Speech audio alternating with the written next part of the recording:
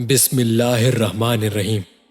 لاکھوں کروڑوں درود و سلام نبی کریم صلی اللہ علیہ وسلم اور ان کی آل پر۔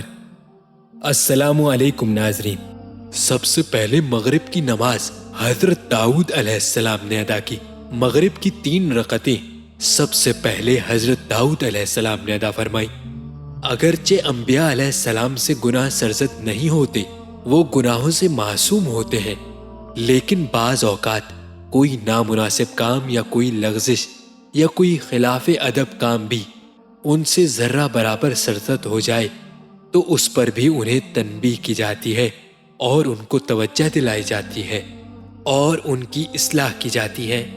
بہرحال حضرت داؤد علیہ السلام کی کسی لغزش کے بعد جب اللہ تعالیٰ نے ان کی بخشش کا اعلان فرمایا کہ فَخَفَّرْنَا لَهُ ذَلِكَ، یعنی ہم نے ان کی مغفرت کر دی، تو اس وقت حضرت داؤد علیہ السلام نے اس کی بخشش کے شکرانے میں مغرب کے وقت 4 رکعت کی نیت باندھی۔